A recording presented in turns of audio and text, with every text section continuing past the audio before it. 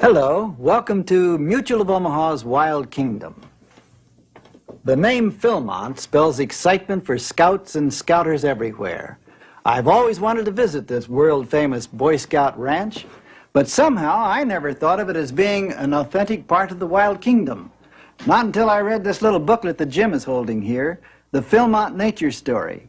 How does it begin, Jim?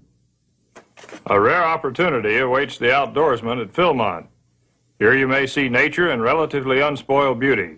See it nearly as it was when the first white man arrived more than 400 years ago. Here you see nature in action, as it has been for hundreds of millions of years. Well, nature in action is certainly the theme of Wild Kingdom, and the location of Philmont offers lots of action in a limited area, if you can call more than 200 square miles a limited area. The ranch is located near Cimarron, New Mexico, right where the Great Plains run into the Rocky Mountains.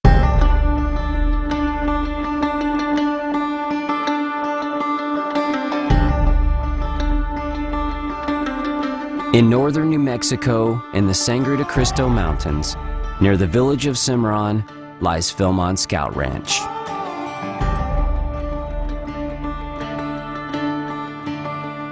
Each summer, approximately 25,000 scouts visit this mountain ranch, bringing its total to nearly 1 million participants since 1938, making it the largest youth camp in the world.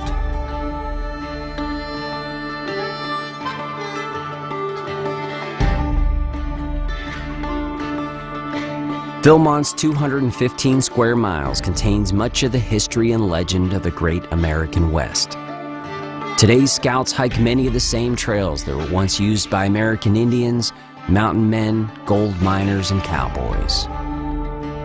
Most of the scouts that come to Philmont take on the challenge of an 11-day backpacking trek that covers up to 110 miles through rugged mountains ranging in elevation from 6,500 to 12,441 feet.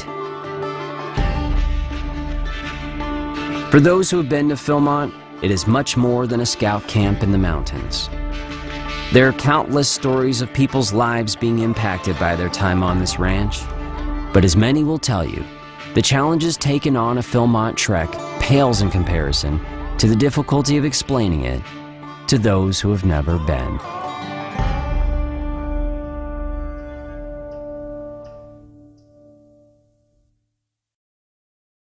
Philmont is more than a place. It is a spirit.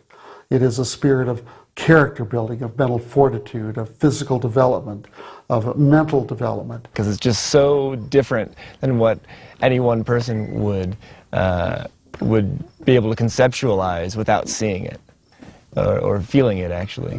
I think when you get out here, everything gets simplified, and everything, all of a sudden, I don't know, things are some things are not nearly as important as you thought they were, and other things are way more important than you thought they were.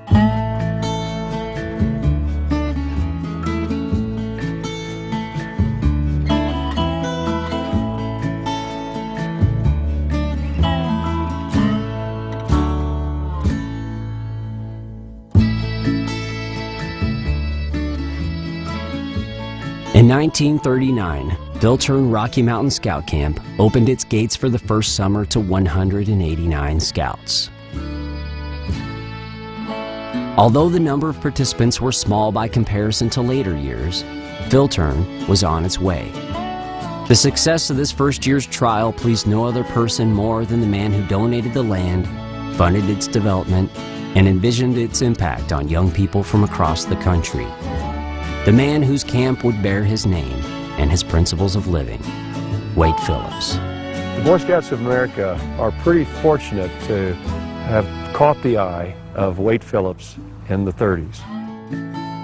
Wade Phillips was a successful oil pioneer and businessman headquartered in Tulsa, Oklahoma. He built his successes on the willingness to take smart chances and prided himself on living a life full of principles, hard work, and purpose. Well, he was a very positive kind of a person that knew pretty much what he wanted to do. It came as near having complete confidence in himself as anyone I ever knew. That's the best way I can put that. He did have lots of confidence, and he had reason to. The key to Wade Phillips always, the key to knowing this man is to know that, as I say in my book, in fact, the very first line, first there were two. His twin brother, Wyatt, Wade and Wyatt, totally identical twins. It was said that they looked alike in every aspect. They even had the same aroma to them. They smelled the same. They thought the same. They moved as one. And of course, the foundation of Wade's life came about when he and Wyatt went off on their great westward adventure, lads of just 16 years old. And they were out there almost 3 years, traveling around the country, working in mining camps, gambling establishments, lumber yards and lumber camps, cowboying. They were all over the great American West.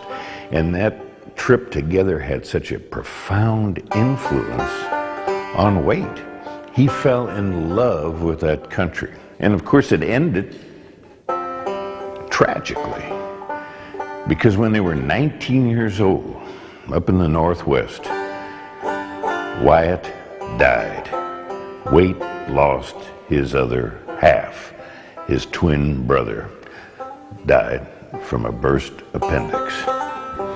But it devastated Wade to lose that twin, and he really never got over it. Wade Phillips returned to his family in Iowa to bury his twin brother. And they took care of Wade, but they also made sure that he kept going, and he did too. It was though he was living on and working on, striving for two and not just one. Wade Phillips ascended from modest beginnings to become one of the wealthiest men in America. But he would be known as much for his philanthropy as his successful business ventures. For he and his wife Genevieve gave away half of everything they made. In 1922, Mr. Phillips began purchasing property in northern New Mexico, which would eventually amount to 350,000 acres. He saw it as an investment, and more importantly as an opportunity to fulfill a lifelong ambition of owning a mountain cattle ranch. It would be called Philmont Ranch, which combined his last name and monte, the Spanish word for mountain. And it turned out to be just a godsend for Wade and his family. And at the same time, he employed Edward Delk, Ned Delk, this great Kansas City architect, who built the big villa out there to build the place where I'm sitting right now. Phil Brook, here in Tulsa. And this became the primary city residence, if you will, of the Phillips family. The Phillips family would venture from their Tulsa home every summer over the next decade to their beloved Philmont Ranch in the mountains. The ranch was especially important to Wade Phillips' son, Elliot, who took right to the ranching lifestyle, spending his summers working with the cowboys from a young age. The Philmont Cowboys nicknamed the boy Chope, a name that would stick with him for a lifetime. From the time I was about 10 years old, my heroes were cowboys. And I would get, as soon as I got out of school, I'd come out here and I would usually get with them and stay with the cowboys. They'd be moving cattle at that time of year to the mountains. And I know from the time I was 12, I was helping move cows and calves to the mountains. Just a few years after establishing his mountain ranch, Wade Phillips came to the conclusion that it would be selfish to keep this land for just one family. He saw the positive effect the ranch had on his son, and he wanted to give the same opportunity to young men from around the country. Well, in the 30s, he began to have some encounters with scouts, and I think it was not only here in New Mexico, but also on some of his properties in Oklahoma, where scouts would say, ask permission to come and use camp on his lands. And he was impressed with what they stood for and how they did their activities. In 1938, shortly after giving his Philbrook home to the citizens of Tulsa to be an art museum, Wade Phillips wrote the National Boy Scout president, suggesting that he would like to give the Boy Scouts 35,000 acres of his land in New Mexico. The Boy Scouts were grateful for this generous offer, but they were unsure how they would use such a vast tract of land in the remote area of New Mexico. They came to see the land, and after riding the Philmont Ranch on horseback for 5 days with Wade Phillips, the Scout executive's skepticism quickly turned to enthusiasm. Mr. Phillips had many suggestions on how the land could be best used for the enrichment of youth. However, he left all decisions to the Boy Scouts. In addition, he offered $50,000 for the development of the property. On November 28, 1938, Wade and Genevieve Phillips deeded what was officially named Philtern Rocky Mountain Scout Camp to the Boy Scouts of America. After the first gift in 1938, the Boy Scouts now had something they needed to begin to develop a strategy for. It was a new adventure. Think of the time, 1938, 39, we were in a world war, but yet they were launching a new program, a high adventure base in the hills of New Mexico, of all places. The headquarters for Philtern was located in an area known as Five Points, currently Ponyo Camp. This central headquarters served as a base camp where scouts would check in and out, purchase supplies, and obtain information on the possible destinations around the property. The scouts would simply go where they chose and were left entirely on their own. Well, those first camping times, they would ride horses, they would hike out, they would cook lunch at remote sites and come back. They did a lot of exploration in the ancient Puebloan ruins and things that were around Indian writings. They would have done a lot of typical things for a summer camp operation. During the first 3 years at Philtern, Wade Phillips would often visit and observe the camp activities. He liked what he saw, but he envisioned that so much more could be done. Properly developed, Philtern might become the wilderness mecca and training center for scouts and their leaders from across the country. And so in the fall of 1941, Mr. Phillips would offer the Boy Scouts an additional 92,000 acres, his ranch complex and cabins, all of his livestock, and his beloved Villa Philmonte home.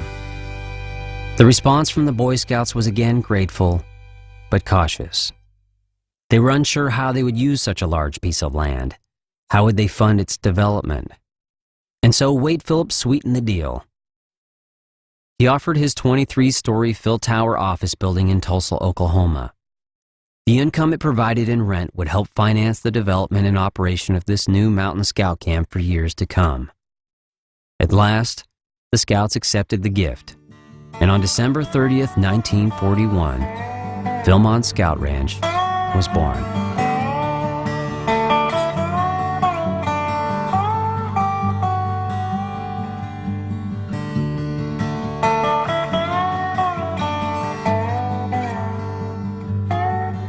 The Philmont management had just 6 months to develop the acquired 92,000 acres before campers would arrive. It was decided that 3 base camps would be needed rather than 1. While Ponyo would serve the North Country, Cimarroncito Camp was created for the Central Country, and Carson Maxwell and the South Country. The Second World War affected Philmont's development and growth. The attack on Pearl Harbor occurred just 6 months prior to Philmont's first season. Transportation restrictions limited attendance. Only 275 scouts camped at Philmont its first season, but word of the mountain camp was quickly spreading. The war would soon be over, and Philmont would become one of the most sought-after destinations for scouts across the country.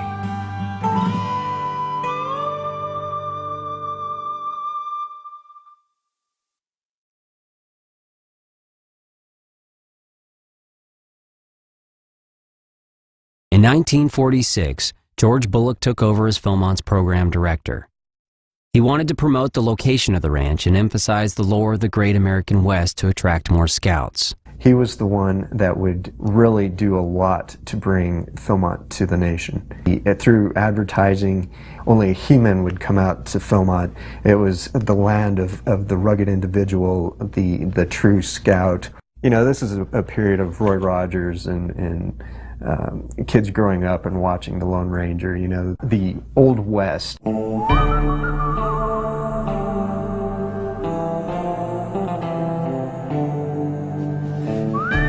In the late 40s, Philmont would begin to offer more specific routes and programs.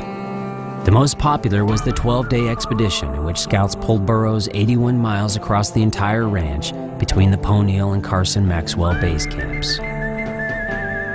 Another option was cavalcade, 6 days on horseback that rode to camps where tents were already prepared. The big one was the wagon train trek, 25 days that covered the entire ranch and included hiking, burro packing, and horseback riding, while being followed by an authentic Western chuck wagon.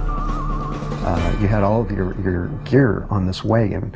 At the same time, it was also a pain because you had to lug this wagon across the rugged terrain of Philmont, and there were very few trails at that point.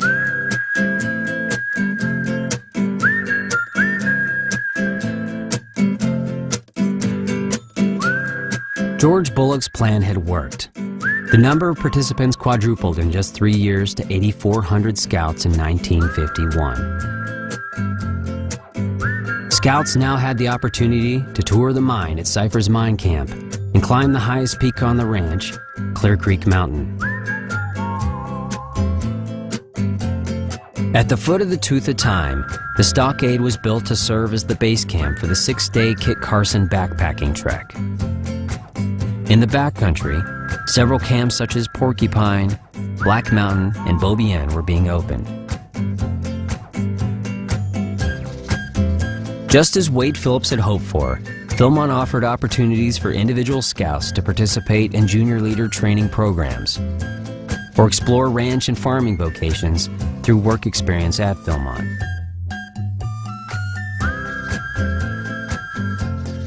While Philmont became a scouting paradise full of rugged adventure, their leaders learned that the property also offered extensive adult leadership training. The Philmont Training Center opened in 1951. We needed a national training ground, and that is what was started over at what was his former residence at the Via Philmonte. That would be converted into a training center.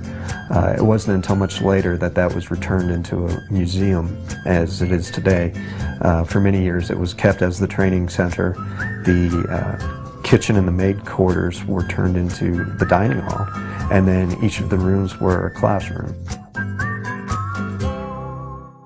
By 1954, Philmont management believed that the increasing number of scouts coming each summer demanded simpler scheduling procedures, and the old varied treks and wagon trains were abandoned. Instead, scout crews simply registered for a 12-day time slot and planned an itinerary upon arrival at the ranch. Where they chose to go was completely based on their interests.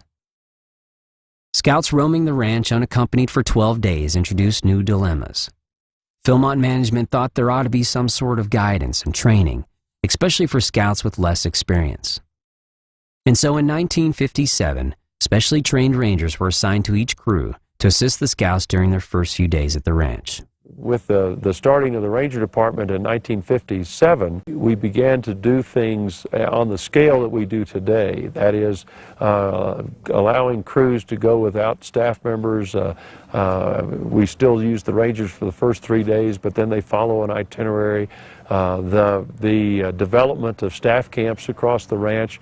And those, but prior to 1957, there were camps across the ranch, but usually it was a one person who lived at that camp for the summer. It might be two, but usually there was one, and occasionally a pack train would come by with the various food and necessary items that that person would need. Philmont was now primarily a backpacking ranch. However, the methods of backpacking were unlike what they are today. Each scout was given a canvas tarp, a rope, and a wooden frame to carry their gear. They cooked with heavy pots and pans and even carried Dutch ovens. They often hiked the trails as a contingency, made of 30 to 50 people. The next decade brought on more growth, change, and challenges.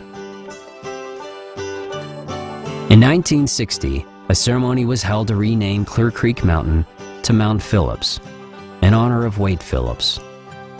In 1963, Norton Clapp, a successful businessman and scouter from Washington, purchased an additional 10,098 acres, which included Baldy Mountain, and donated it to the Boy Scouts of America.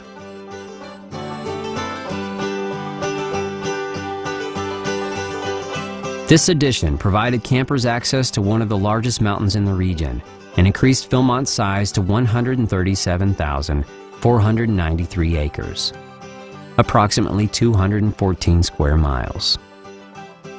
Baldy Mountain at 12,441 feet gave kids a chance to really get above the tree line and stand on top of the world. In 1965, Joe Davis would become the program director. Under his management, the ranch would develop to closely resemble what it is today.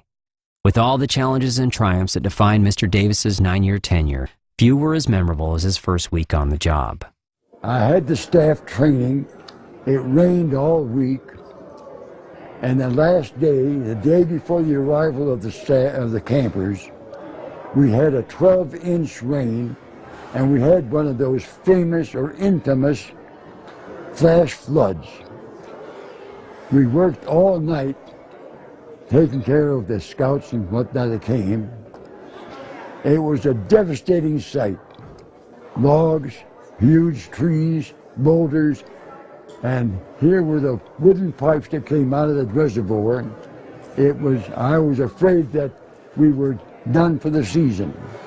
Well, 1 week later, Charlie Rosenfield built a coffer dam, had the water piped up to the filtration center, and the water back in operation. So we started out 1 week later. That summer, we had 9,500. If we had not had the flood, we would have had over 10,000. The first time that Philmont would have gone to 10,000 campers. I recall so vividly driving back from mountain camp. At Lover's Leap, I saw 2 of my rangers dangling up there with ropes, and I had not known about rock climbing.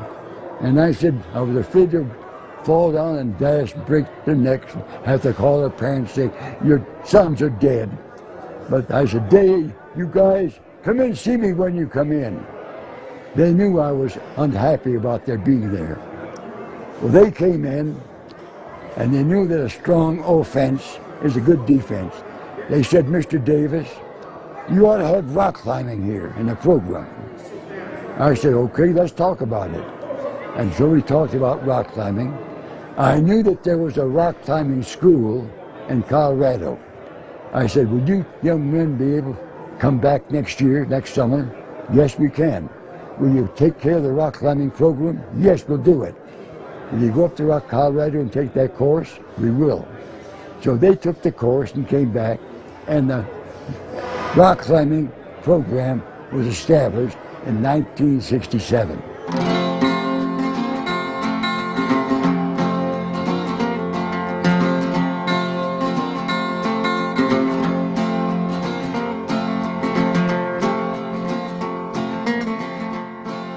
As the number of campers rose to nearly 20,000 a summer by the end of the decade, it was obvious that the practice of each crew planning their trek from scratch upon arrival at Philmont created an overwhelming logistical nightmare.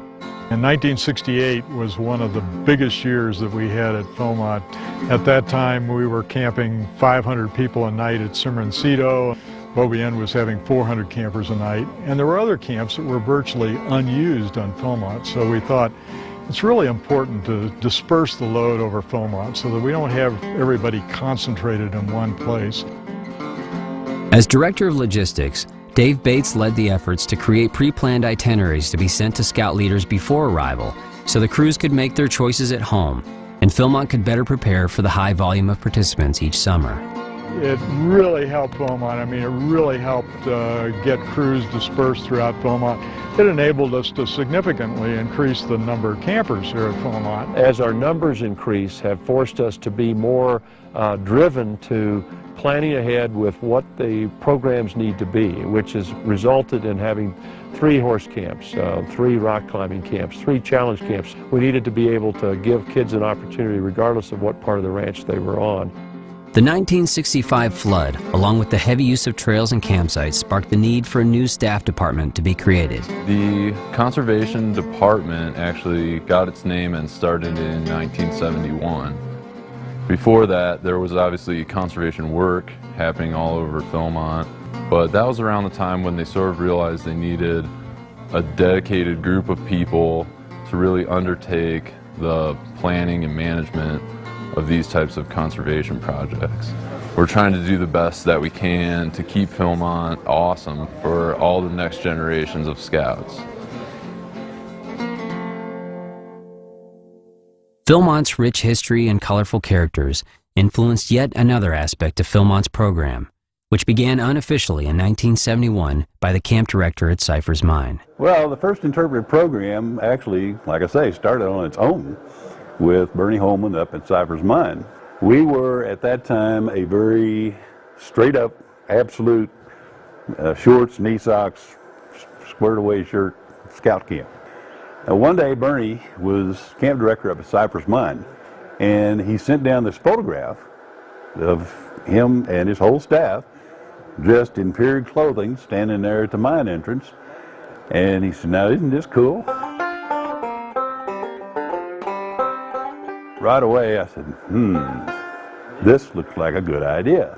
And so the next year we started our first black powder camps at Clear Creek. Was our first mountain man camp, and then it just kind of grew from there. We went to the mine camps, and then the logging camps went interpretive, and then the cowboy camps went interpretive. We started doing the interpretive campfires all over the place, and it was pretty much a smash hit from the word get-go. And the staff loved it, and the kids loved it, and it's been that way ever since. The interpretive history camps would become one of the most popular facets of the Philmont program. But how exactly to interpret that history has been a long-standing debate. And of course, some of our folks got way too carried away.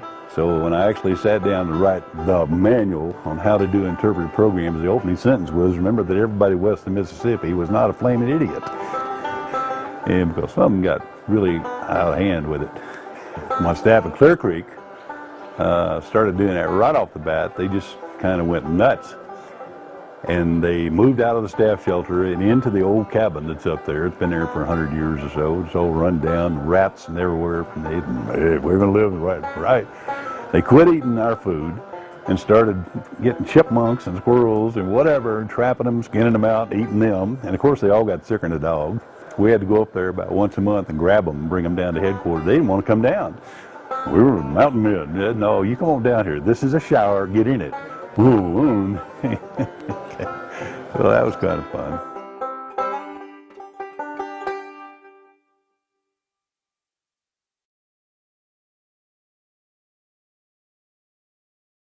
In 1972, the Boy Scouts of America exploring program introduced a co-ed, girls coming into exploring. I knew it was coming. I thought we could hold Philmont for men only. So I had these first 2 girl rangers in 1972. That was the beginning of having girls come to Philmont on the staff and also to take the treks. And I discovered that they enjoy Philmont and have the great spirit that the boys do. I think it's great that girls are able to do this. The staff right now, of maybe 900, a third of them are female girls, and they're doing a great job. So that has been a great addition, a new novelty to Philmont.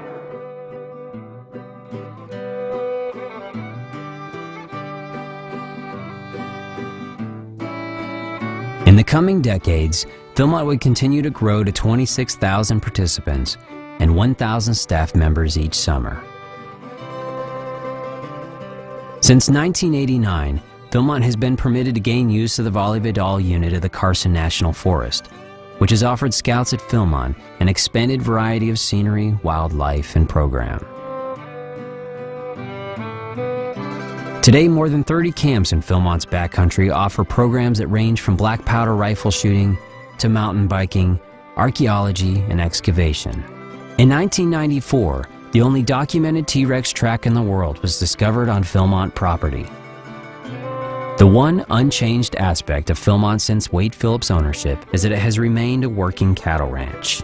I think it was Wade's hope and his wish that it remain a working ranch so that these scouts that come from all over the country and really all over the world, so that they could come out here and see cows and cowboys and men horseback and a real, actual working ranch. And Philmont still is a very legitimate working cow ranch, and just like any other cow ranch that you might see anywhere else in the country.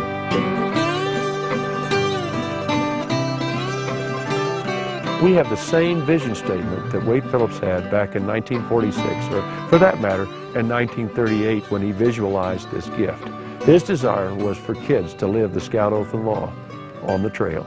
His desire was for kids to have the chance to share this experience with caring adults and in the inspiration of nature to form a code of living with a group of young people.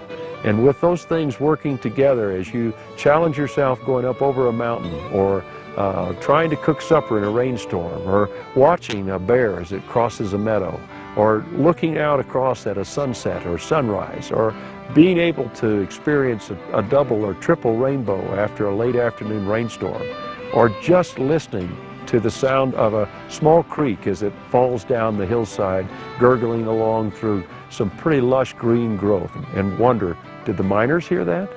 And all those things I think Wade Phillips had in mind when he made this gift to the Boy Scouts of America.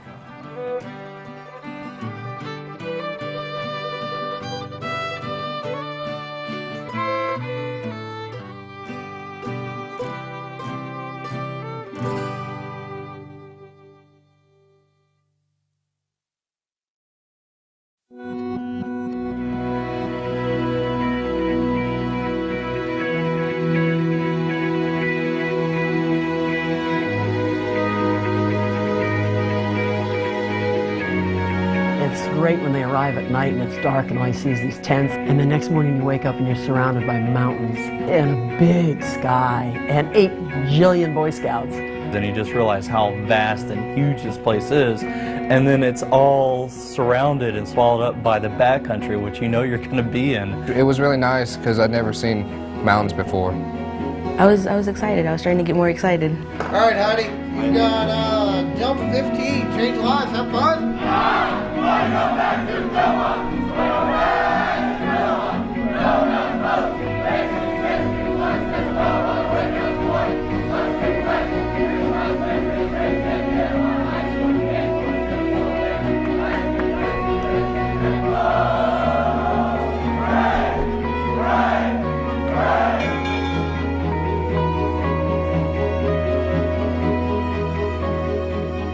I had no clue about packing, stuff in your pack. I had a lot of butterflies in my stomach. I'm excited, but I was also kind of nervous because it was my first time going backpacking. It was different. I didn't know what to expect going out there. I had a lot of excitement about going on the trek this year. I really was concerned with the kids making it. I really wanted them to do it. I wanted them to succeed. I've done it enough. I knew I could do it. I didn't know if these kids could. I hoped they could, but that was my concern, that they could do it.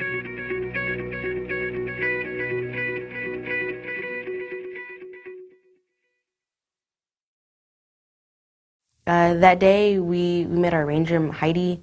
She was really cool. She was funny. She looked outgoing and fun, kind of like us. Shakedown was when we took out our beds from the tent or whatever, and we took all our stuff out, and they checked it, so we wouldn't take any unnecessary things. Okay, let's check your gear. So, flashlight, compass, toothpaste, socks, t-shirt, foot powder. They really have a lot planned for you that first day. You know, eating and learning how to not die and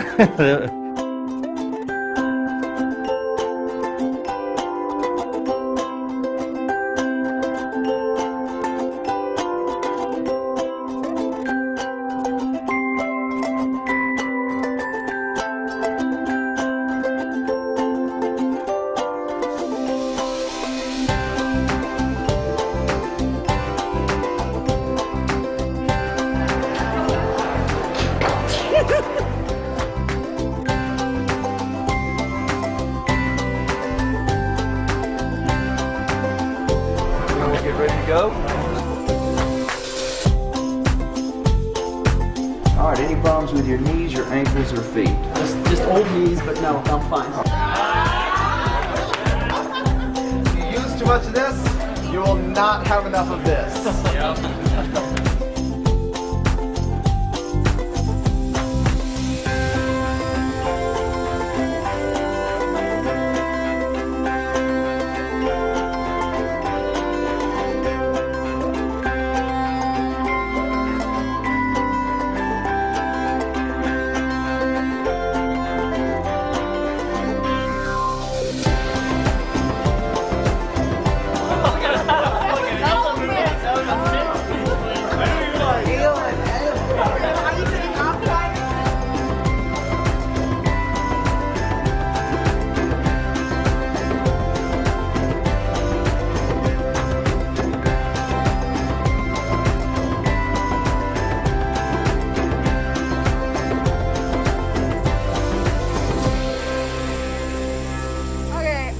Guys, ready?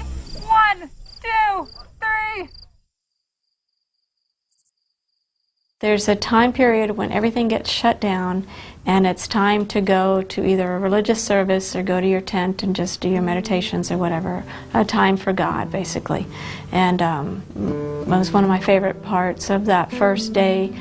We've done all of our work and now it's time to kind of just relax and go and spend time in the way that we're accustomed to, and so it was special to me to go to my religious service and be able to praise God and get ready for the wonders that were lying ahead for us. Because God is very real here. And it's not about theology, it's not about dogma, it's about something much, much deeper in all of us that unites us. God is very present here, and it's hard not to notice when you're at Philmont. And the message I try to give to them is every day when they say that Scout oath, and they say, "On my duty, I will do my duty to God," and they end the Scout law with the Scout is reverent. There's a reason why it's first and last. It should be the first and last thing on one's mind. So as you're walking through Philmont and you're going through all these amazing things, do you remember this is God's gift?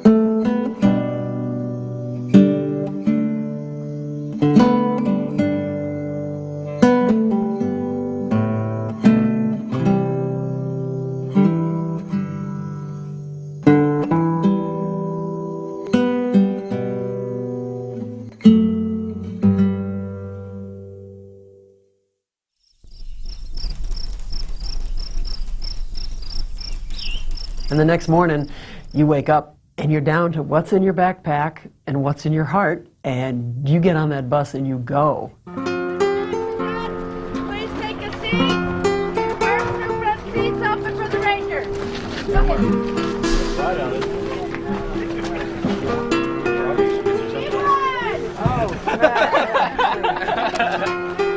I'm like, wait, you're not wearing your glasses. Are you guys ready to head on out?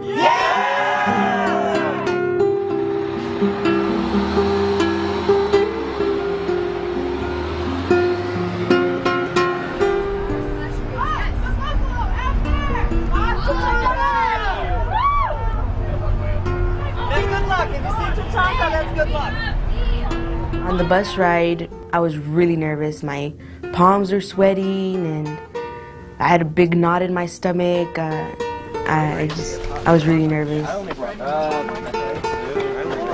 Here, let me check. The bus takes you to the turnaround, and you get off the bus and your ranger teaches you about the Red Roof Inn, and they're doing more training and map skills, and finally, for me, you get your pack on and you take one more picture and then you start hiking.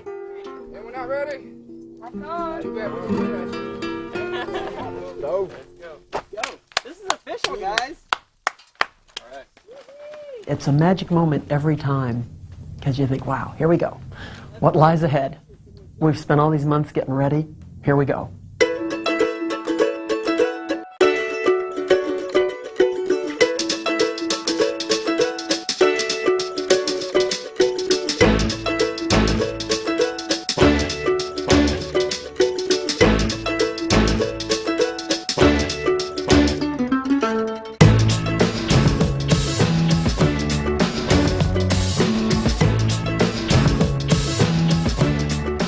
Gorgeous. The mountains are out. This is what Philmont's about, in my opinion. About football.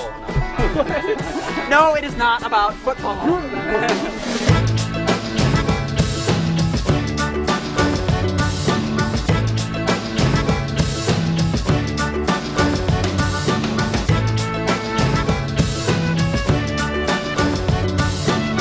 Put it on a cracker, but slice.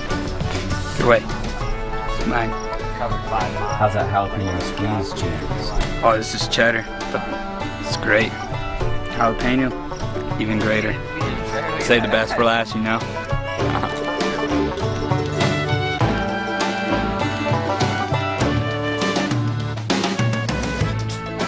These are ponderosa trees. They smell wonderful, like butterscotch. Some people say they smell like vanilla, but it's just wonderful. Yeah, that metal.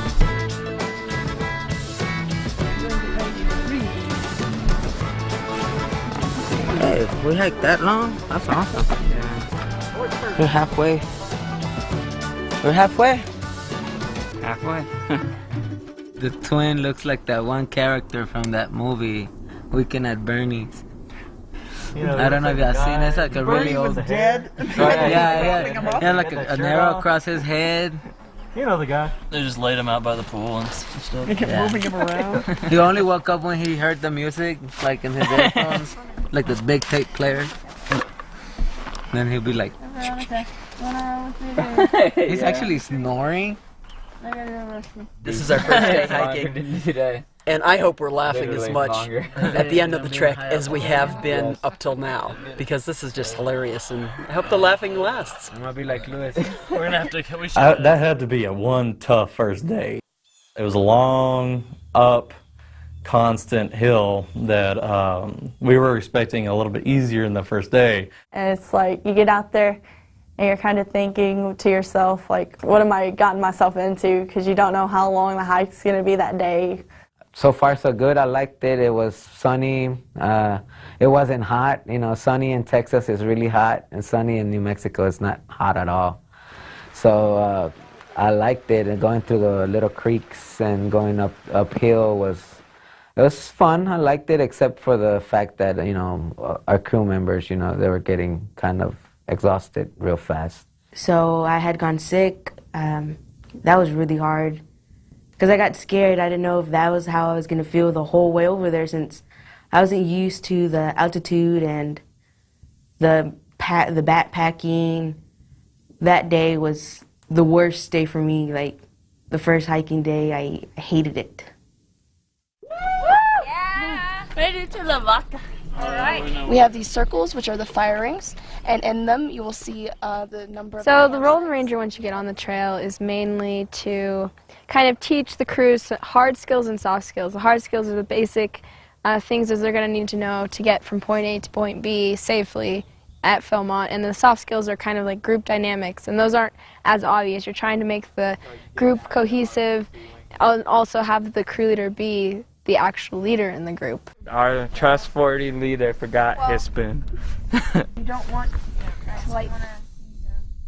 At Philmont we do concentrated impact because there's so many people coming through here. There'd be wear everywhere unless we kind of guided everyone in the same kind of directions. Use a spoon. Allowed me to some salt. That or orange chicken. We also have designated places to pour your dirty water after you wash dishes, and so we keep all of our smellables, which are anything a bear would be interested in eating, in that area. Yeah. Well, if you want to brush your teeth, we got Rose and... We got Guns N' Roses. Yeah. Guns N' Roses. Guns N' Roses, really? Thorns. Thorns, roses, and buds. So we have designated spots, designated bear lines, so you know the bear's not going to get your food or anything. That would do, pig. So you guys are going to have to be doing this later, so pay attention. Well, once I figure it out. Yeah. He's filming, we can rewind. The bear bag lines are rather high. It takes a while to get it if you don't know what you're doing. That's not going to work.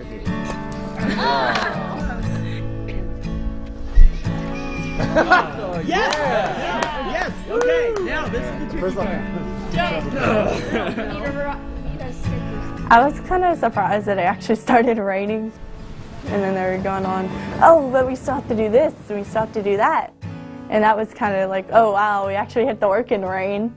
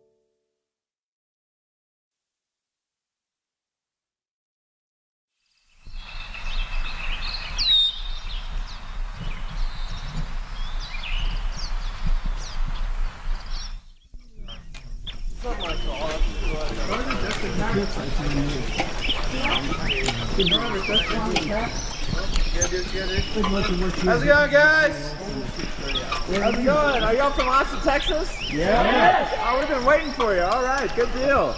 Go ahead and make a pack line along these packs over here. And they come up on We get up about 7:15, eat a breakfast. Then we'll start reloading. We open the reload shack at 8 o'clock. All right, guys, welcome to the reload shack. The kids go in, we show them the reloaders. They reload 3 12-gauge rounds. Don't hesitate to ask. This is not a race. Take your time. Then we give them a gun safety talk. It lasts about 15 minutes. Make sure they're comfortable with the guns. Make sure they know how to use them safely and properly. And you're going to fire off your round. Okay. Then they'll walk down the range here about 5 or 10 minutes and go shoot. Who shot shotguns before? Awesome. Who feels really good about shooting shotguns? Woo. That's even better. And then at 7:30 we do the burro racing.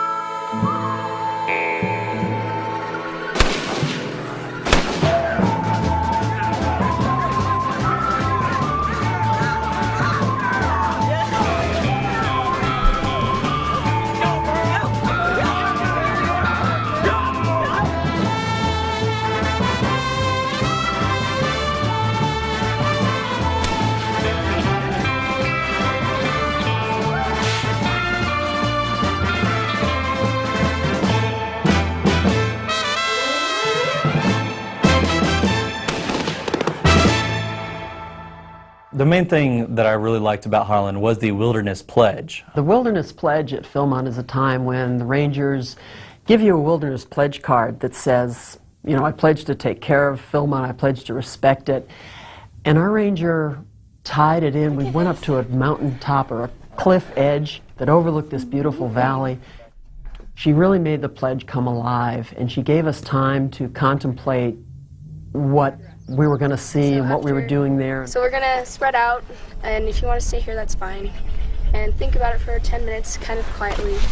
Enjoy this area, and after we'll all come and talk about what we thought about.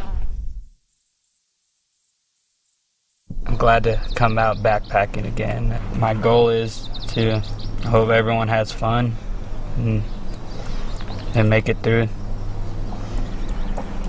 This experience is cool. How many people get to sit here and look at this for 12 days? I guess my goal is just to get done. Just want to finish. So far, it's been a very Philmonty experience. It's been hot, it's been cold, it's been wet, it's been dry, it's been hilarious, it's been, you know, a little bit of stress with some mountains and some hills and some sore feet. It's been very Philmontish so far. The lesson to take home is to appreciate what there's out, you know, nature, you know, take notice of what you have around you and not mess it up, because you want to have your young ones have the opportunity to see this thing again, or probably me again, you know, coming in next year, you know. Just kind of entering the real world. There's a bunch of changes going on in my life right now. Big stuff to think about, you know, where I'm going to be, what I want to do in the future. And it's hard to do that when you're sitting around hanging out with your friends all the time. You just don't get too much alone time to think about the big scope. So just going to do some thinking and enjoy the peace of the outdoors. My experience so far is that I am getting back to my normal self. I am actually letting go and not just, you know, putting my nose to the grindstone, but actually being free and happy and fun. And I haven't been like this in a long time, so I'm really, really glad about that. Here you'll come to realize that some things that you thought were important and valuable aren't so important and valuable. And that things that you thought, you know, may not matter as much really do. And that sometimes you're going to think, man, there's no way this is going to at all end or stop. But you're going to come through it and come out of it, and it will be an amazing experience that you will want to tell everyone about. So, Omar. And one for you. Happy birthday, that's your gift. That's your gift. Happy birthday. Something about glitter and gold. And then we just had kind of like a quiet meditation time, and then made our pledges, and it was really special. Really special being up there, and the setting was awesome. It was great. That's the gunner. Oh, that's all the way to the gun range. That day at Harlan, it was my birthday, so the staff members at Harlan, they gave me a box of donuts when we were leaving. You like powdered donuts? Happy birthday. Happy birthday, man.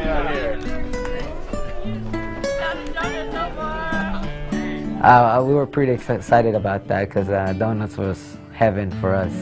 Getting to Devil's Wash Basin was fun. It's a beautiful camp. I had not been there before. The kids were in awe, because we had a real cozy campsite. We had great views in one direction, we had a great view in the other direction, and when night fell, everyone came out and looked at the stars in the Milky Way, and these city kids were going, holy mackerel, they couldn't believe it. Heidi's had a pound cake, and she had some icing for it, and for candles we used matches. It was the best birthday I've had, you know, ever, because you don't have, you know, a chance like that to have a birthday out there and you know, having fun with your friends and you know, looking at nature like that. It was pretty cool. I liked it.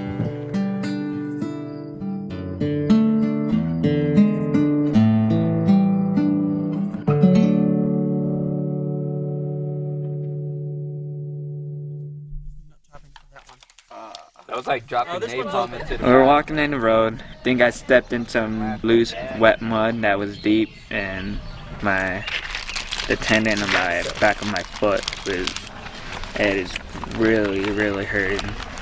They don't know if I stretched it or tore it, so I had to see if I can be able to carry some weight tomorrow on my pack. They're not what you think they are, Omar. Oh, how do we get the turkey? Oh, I think today was way better because we broke down a camp earlier and we took our breakfast on the trail, and the only downside of today is just Javi feeling worse with his foot there, but he'll be all right, hopefully. We're finally off of the adrenaline high of just beginning, and now our bodies are finally catching up and saying, okay, I get the point, why are we still going? And once it gets over that, that's when it's going to really kick in. There's a little trail thing here right here. Yeah. Huh? There's a little trail thing right here. Well, I would just go over the rocks if you don't want to do the bridge, but this is the part where, you get the rain, you get people, fainting, you get the diarrhea, the sprained ankles, and yes, we've had confirmed cases of all this on this trek already on day 3, and it's so easy, it'd be so easy to just say, okay, that's it, I'm done, I'm going back to civilization. No, that's when you get over that, and that's what we're trying to push ourselves through. That's what we're hoping for, at least that's what I'm looking forward to, that we can get up and keep going every day, just keep putting one foot in the other, and before we know it, we're going to be coming off to the tooth of time and looking back and like, wait, can we go back? Today, my rose is, today was easier, it was shorter, it was quick. We got set up and got done quicker, so we're doing great. We're doing better on time. No one passed out. My thorn is that Jimmy's hurt and our ranger left us. You mean Javi? You mean Javi? Yeah, Javi. And my bud is that I'm hoping Jimmy is feeling better tomorrow. Javi.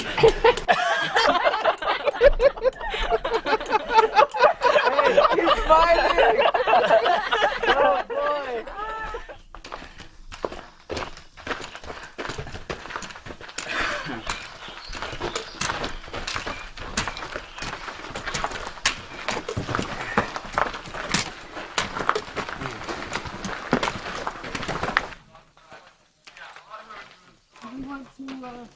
It's hurting really bad today. When we had our porch talk, that's when shooting pain started shooting through it. Like, I have it elevated right now. Just I got pack vice off of it, and hopefully take some Motrin after this. You're gonna stay though, right? I don't know yet. I want to. I really want to. Javi, if you can make it to the latrine and back, you're good for ciphers. Okay? Yeah.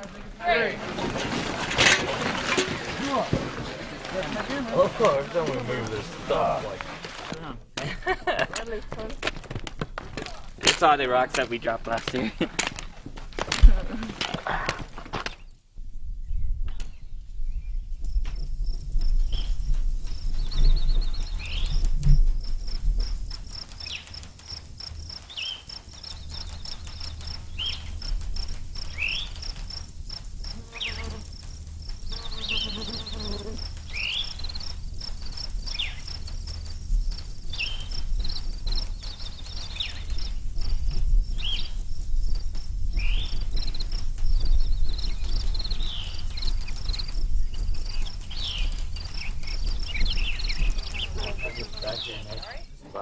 Like I said, as soon as he comes out, you don't think you can go on? Okay. So we just found out that Javi's got to go back down to base camp. Kind of put a damper in everybody's mood. Hopefully see you soon, twin. Twin stuff. Hopefully I come back out. I get the whole tent by myself. Just glad he doesn't. One of the hardest things for all of us was having to leave him behind and see him just sit there while we're hiking away.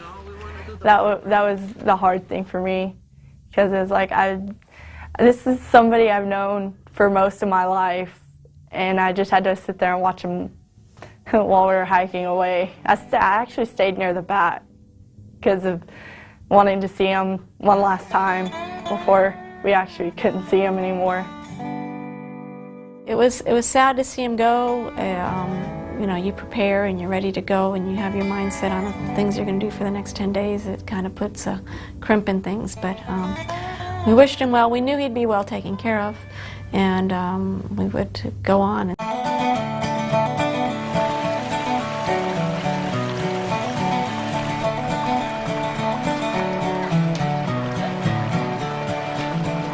On our way to Cypher's mine, I just lost count of how many times we crossed the stream. And that's when Carol said, what did she say? Hey crew, how do you feel? And the crew answers, oh, I feel so good, I feel so good, ugh. And we changed it also to, hey crew, how do you smell? We smell bad, oh, we smell so bad, ugh. We did the little thing, and it was really fun. I started to like it, and the whole way, even though I was tired, I was really motivated to go and see Cypher's mine and see everything. I was just motivated to be there. It was cool. It was awesome.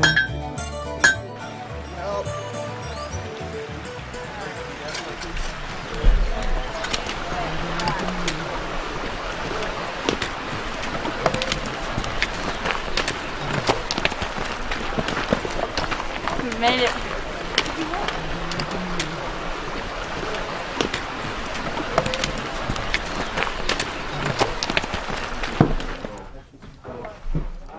This last trail was pretty hard and there's some pretty steep hills, and sometimes I had to stop and catch my breath, something I haven't done lately.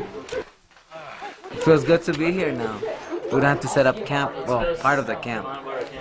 So that's good. Saves us time.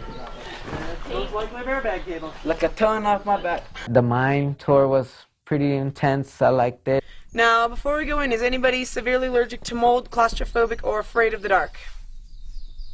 All right, we'll find out. I don't know. I'm allergic to anything. You said you're allergic to fish. Mushrooms and seafood. No.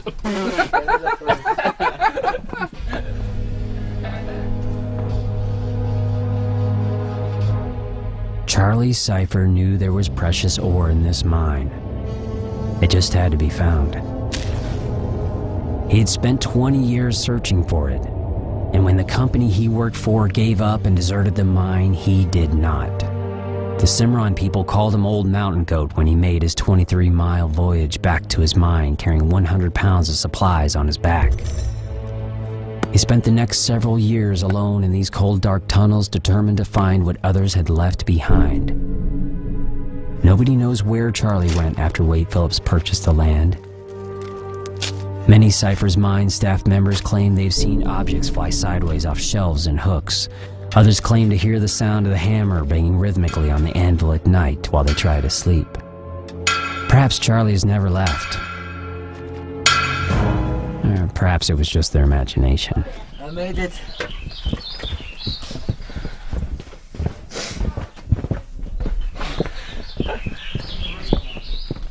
So it was fun to get there and to be able to just relax and wait for the show that night. The stomp was so cool. They have all these instruments that they've been practicing, folk songs, and various songs in which everybody gets to join in if they know it, and just have a good time. They can get up and dance and just listen, and you know, we're hiking all day and enjoying it, but you know, this still is a great way to boost morale. It was a really fun time.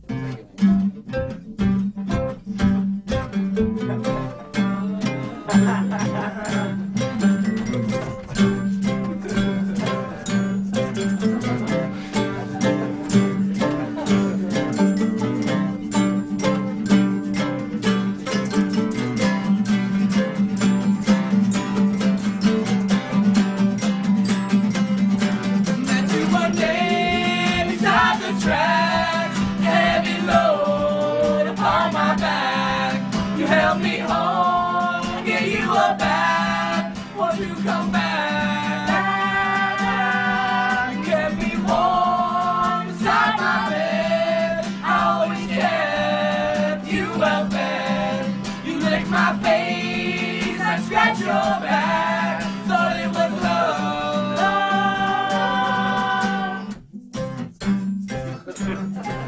One of the coolest things about Philmont, I think, for the campers, is the campfires that many of these camps have at night.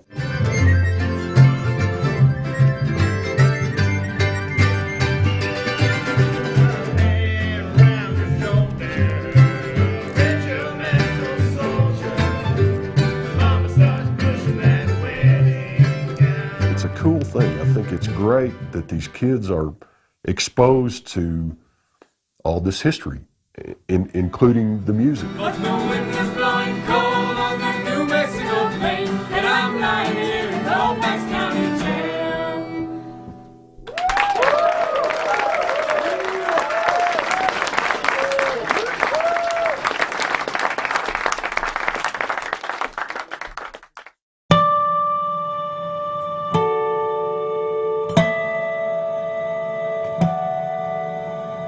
The next morning, we were putting back up the bear bags. And she slipped, and I just heard something, pop. Then her ankle just... You want to go up to the heel like that? I never on the foot and ankle. Yes, Yeah, as long as it's not making it worse. you just want to be able to stabilize it so we don't do any more damage on the Your water, please. No. Yeah, she's just... It's a little shock. I mean, it's not something enormous. I was in shock. She was obviously in shock. Here's someone that I've grown up with my whole life, and such a major injury. We just wanted to make sure that she was okay. Me and one of the staff members that worked there eventually did a fireman's carry to bring her over to the cabin. She was awesome. She was the one that got us all motivated, tried to get us all motivated. Because she was like a den mother, like a mom to all of us for this whole trip. I just couldn't believe it, that another one of our members was leaving.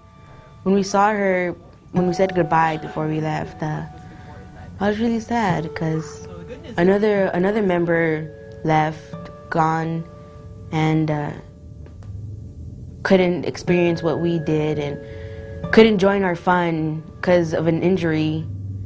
I wanted to go finish the rest of the trek with them because I wanted to have the fun. I knew what was ahead, and it killed me that I couldn't. It just really killed me that I couldn't. And that hurt a lot. And again, here's another person that wasn't able to continue our journey with us. And now I'm, here knowing that if anybody else leaves, we might not be able to continue.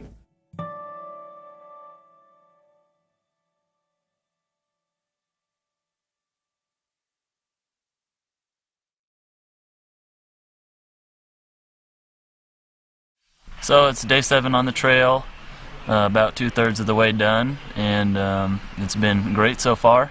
Everyone's getting along, really having a great time and just joking around, real lighthearted. And have fun, and nobody's bickering, everybody's having fun. Everybody's getting along so well, which it's actually really hard to find a connectivity like that. It gets easier as the days go on, even with heavier stuff. I was noticing that it's not as heavy. Your feet don't hurt as quickly, your body doesn't hurt as long. It takes longer for the pain to set in. So the longer you're out here, the easier it is. Well, you see stuff like this on TV, and you're like, oh wow, that looks amazing, but once you're out here, it's an even better experience. Hiking up Mount Phillips was just awesome. And just the view was just incredible, and the more incredible thing for me is just like, wow, just a little speck, looking at all this. We just sat there and just looked at the view, just got it all in.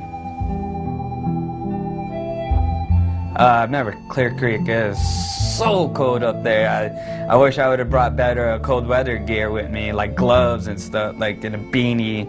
I had none of that. I didn't think it would be that cold.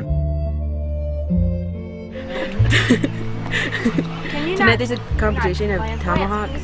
Alright, y'all, welcome to the Clear Creek Mountain Man Challenge. What we're gonna do is we're gonna get 2 people from each crew.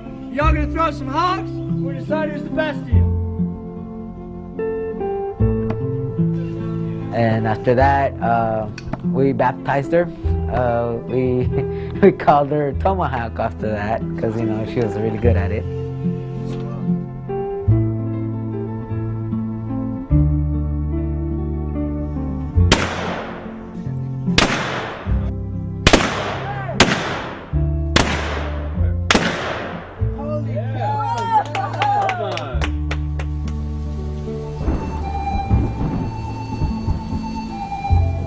We got to go to Crooked Creek, and that's a place that's kind of like Little House on the Prairie, and it was so special. It's so great.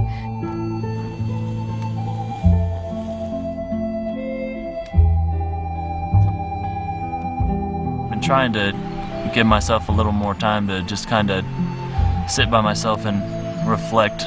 Done some good life thinking this trip.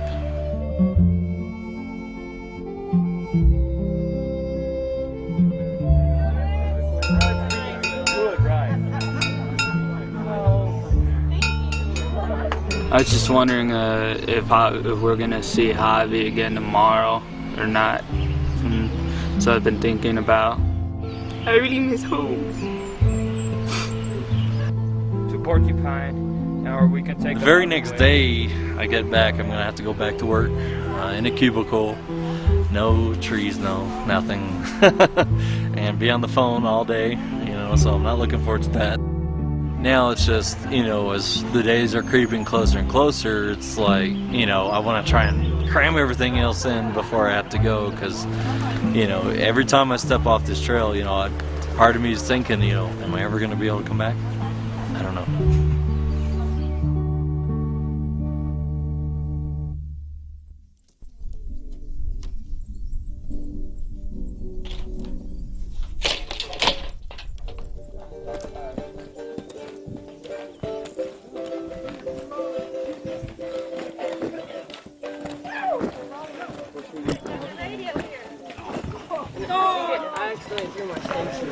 Hey guys.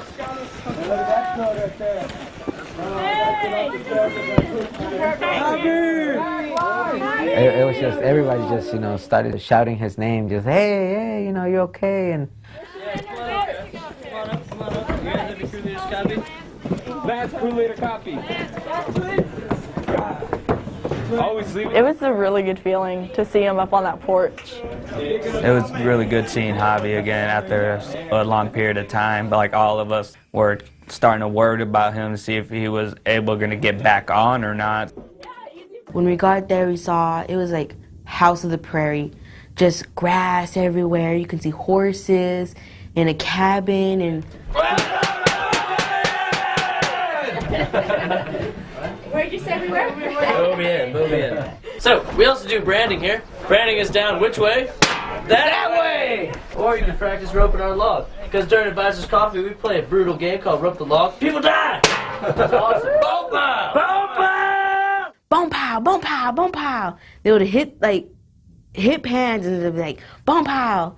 I was like, what are they talking about? And finally when I got down, I like looked to the side where they're like pointing out. And there's just like this random bone pile. Join me saying hi to Timmy. Hi, Timmy! Timmy didn't finish his track. Yep, he didn't quite make it. Nope.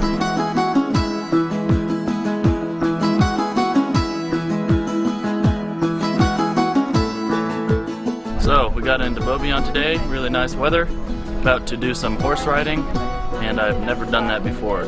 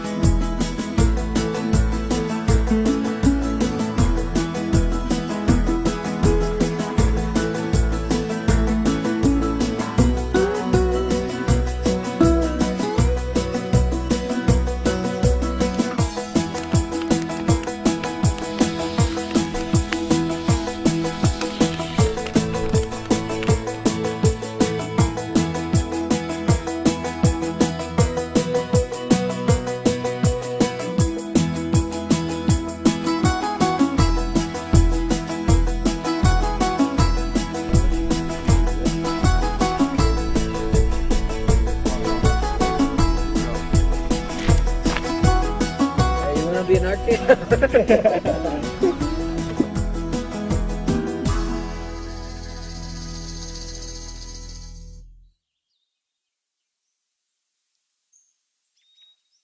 already started squirting out all over my fingers. So I have an appetizer. Pre-cooked. Man, this place is like a Mac and best cheese. thing. There you go, Andy. I guess I wasn't really sure what I was going to think about trail food, but it was all really good. The snacks were good. Breakfast and lunch were pretty much all snack stuff. They're giving us bagel chips with squeezable cream cheese. That don't sound right, squeezable cream cheese. It's actually pretty good. So one of the main programs here at Philmont is the conservation project, and each crew that does a regular trek, along with all of the special trek participants, take part in a 3-hour conservation project. You're making some progress getting some big chunks off of there. It's because you're an enormous dude with some serious sledging power. But that's what I do. If we could focus some of that death and destruction into like the tread of this, what we might be able to do is lower the top a little and smooth it out into kind of a better walking surface. And this will be like one of the only features on this trail that will probably never ever change. You guys will be able to bring your families back like 20, 30, 40 years with all the kids, maybe some grandkids for these guys hiking out on the trail, and you'll be like, that's my rock. Alright? Alright. Thank you. Alright everybody, welcome to Bovine Conservation. If we don't space the forest out ourselves, Mother Nature will find ways to do it herself. So that's what we're kind of trying to prevent here. You go out there and you spend several hours working for Philmont, doing whatever needs doing. It changed my view towards nature. That day we had the conservation work, they gave us a brief class on ecology, and it was just amazing how he was explaining how forests are and the different types of vegetation and, as you climb along a mountain. And I really never thought about that. I mean, I took biology and, you know, that's about it. Keep going. Keep going. There we go. I didn't know that cutting down trees would help the forest. And I didn't know about the spacing of the trees. I mean, I think it's good. I mean, gotta lick a little sweat. And it's really rewarding on a personal level. But it also is another way to build teamwork. There are a lot of lessons that I think you can learn about yourself and about other people, spending time away from the cities and all of that developed civilization, when you're really just out there with your own thoughts and a chance to reflect and focus on what is truly at the root of everything, what is important. And that's why I come back to Philmont every year, because I value that experience for myself, but when I see it happening for other people that work here or that come to participate in the program, that's the most meaningful part of my job. We're having a truck wagon dinner. We got some beef stew. We chose 2 people from 1 crew. And they came over here and they helped cook. We get to help make the stew. We also get to help bake peach cobbler.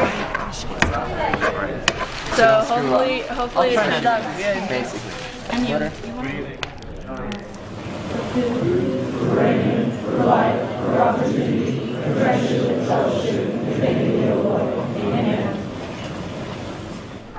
Who's ready to eat non-dehydrated food? That's what I thought. So, how this is going to go is we will call you up by expedition number.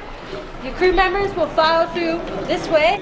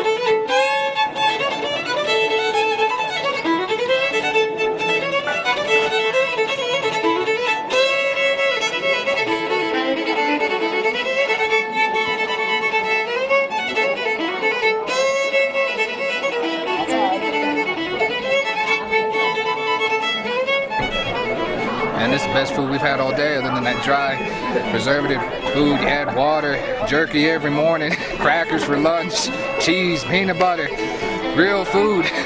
One word, meat. Meat. It's been a long time.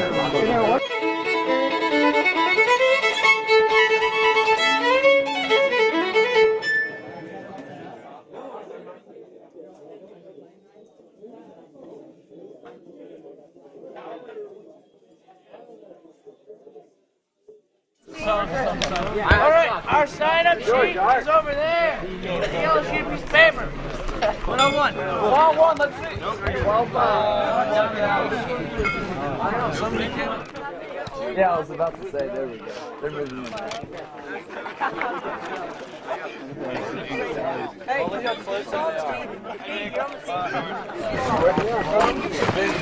have our teams right up in here so we can talk to you. Before you really decide you want to play, you must accept the terms.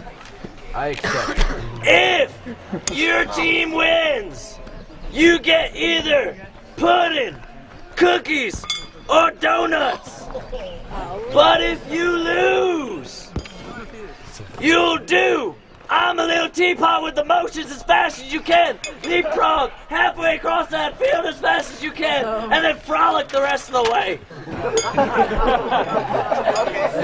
But if they lose, all of you shall be humiliated. Do you accept the challenge?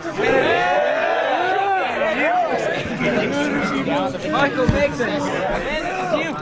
In this year, 2132, we begin the first game of rope the log of the day. Come in!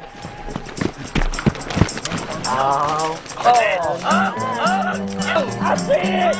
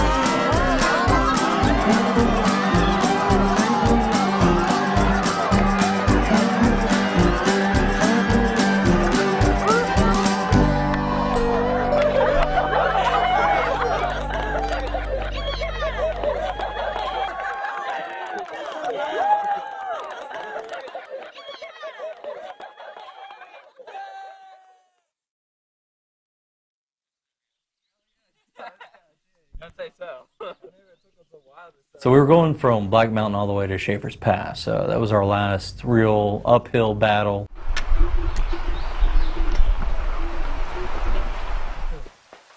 That day was a pretty long one because we had to cross that little creek again, like a gazillion times.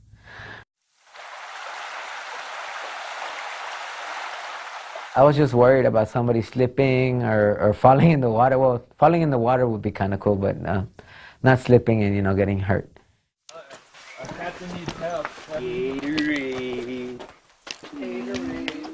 The uphill going over to Schaefer's Pass was really tough for me.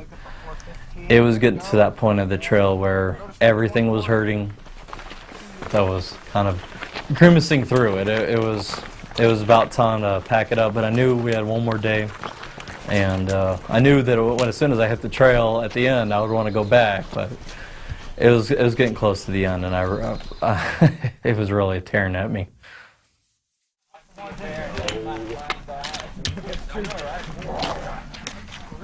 The last night we didn't have any dinner. We were too tired to make dinner. Tired and lazy, I guess.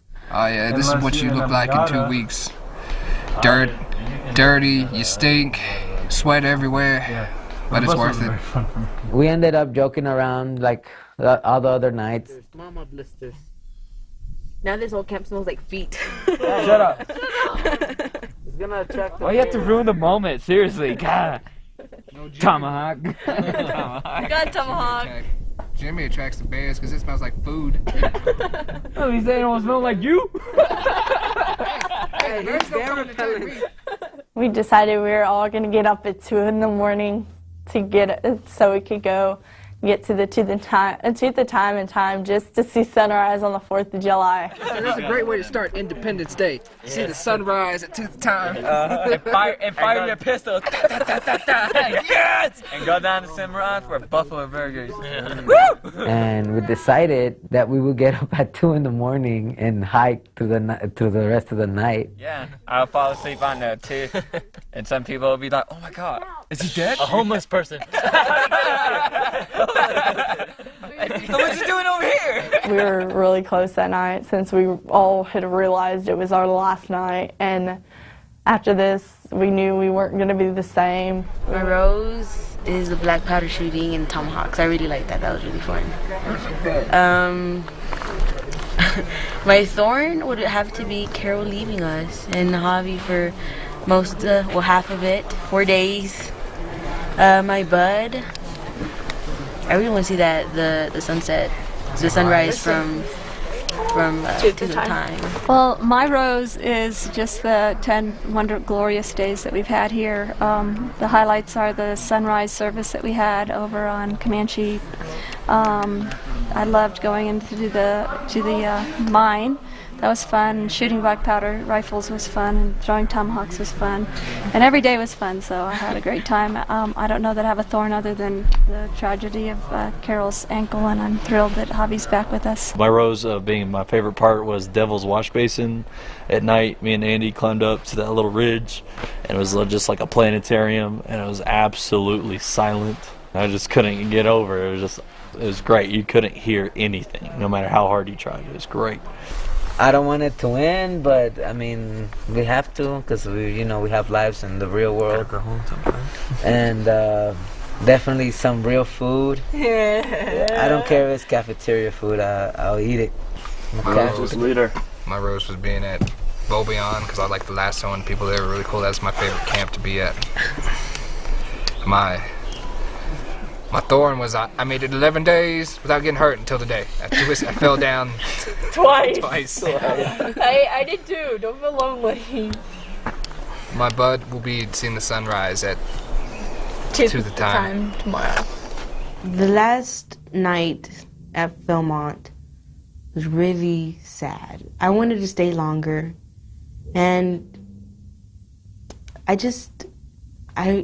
knew I was gonna miss it. I knew I was gonna miss the wilderness, the nature, the cool hikes, the scenes that we saw, the campsites. Like I was gonna miss it. I really didn't think it was gonna go by so quick, cause it just went by really quick. Like all of a sudden, We were sleeping, wake up, hike, sleep, wake up, hike, and it just went by too fast, a little too fast. And I wanted to stay a little longer.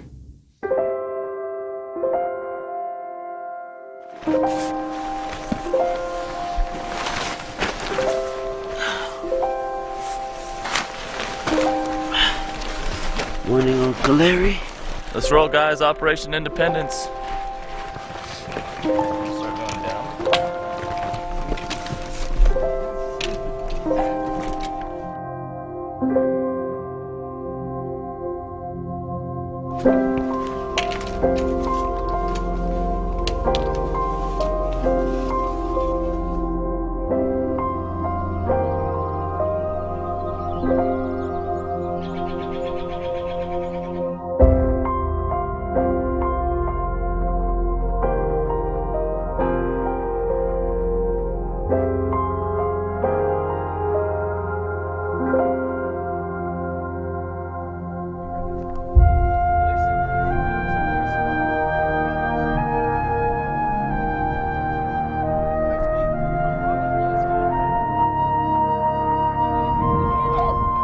Beautiful, it's gorgeous.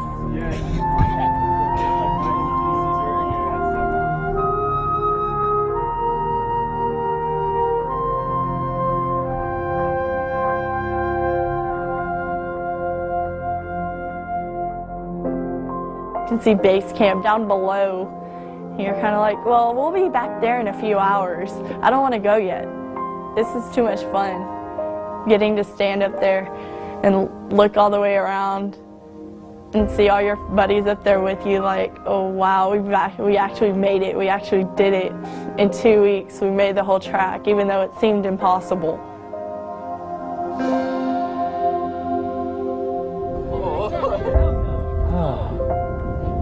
Oh man. I'm the scout of the world! They tell us at Philmont there's going to be a day there that's your day, that would make the trip for you. The Tooth of Time is what made it for me because it was on the 4th of July. We saw our whole trip that we had done in 14 days. It was just so beautiful. I wanted to stay up there for hours. We could have stayed up there for hours. But unfortunately, we had to keep on going and go down to base camp.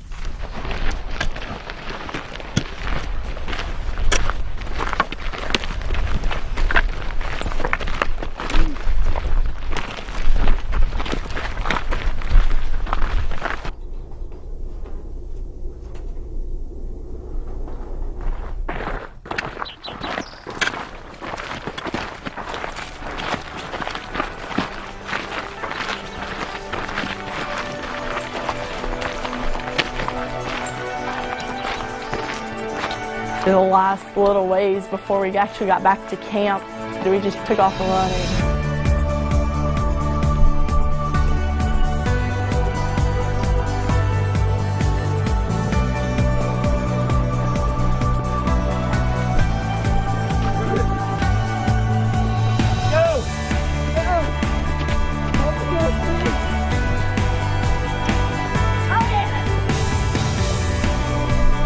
Finally!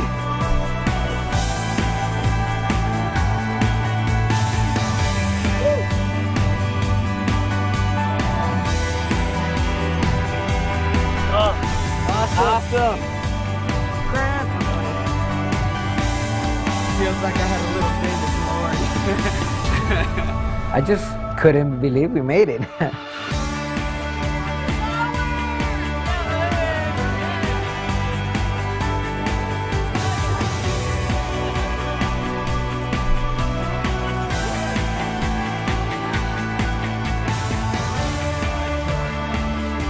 I felt really accomplished getting back to that sign and getting the picture and saying, look, I did make it. I did do this for 2 weeks. That was just exciting and sad, I guess, at the same time. We made it. We did it. It was so great. It was wonderful. So it was touching, and then we knew we had to get pictures, and we had people wanting to do cartwheels as they went through it. And then as soon as you cross that gate, going into base camp, as soon as you are really in base camp for real, you look back and wonder, why did I just get off that trail? Why can't I go back? You know, is there an extension here? As much pain as I was in, I was already not ready to be over. We got to the gate and we saw Carol on her crutches, and we got even more excited. Hang on, let me get stable. Okay. Sorry about this one. Oh man! Hey, don't think I haven't seen it before. We brought you presents.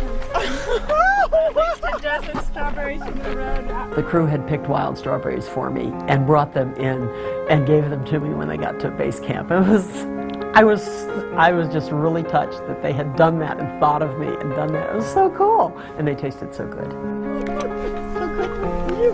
You guys made it! Yes.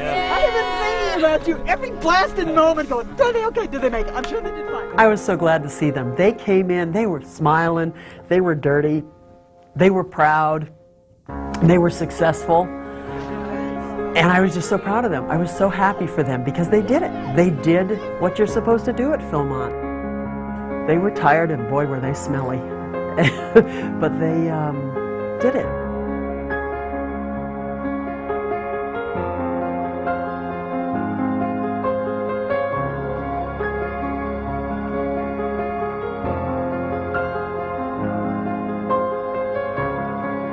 You can look at pictures, you can hear stories of what other people say, but if you don't see it for yourself, you just don't fully understand. And it's just everything, the noises you hear, the things you see, and even the people you're around just make this place, it's got a special place in my heart already. And I was wondering what I was going to find when I came out here, and I'm not sure if I can describe it, but I know I found it.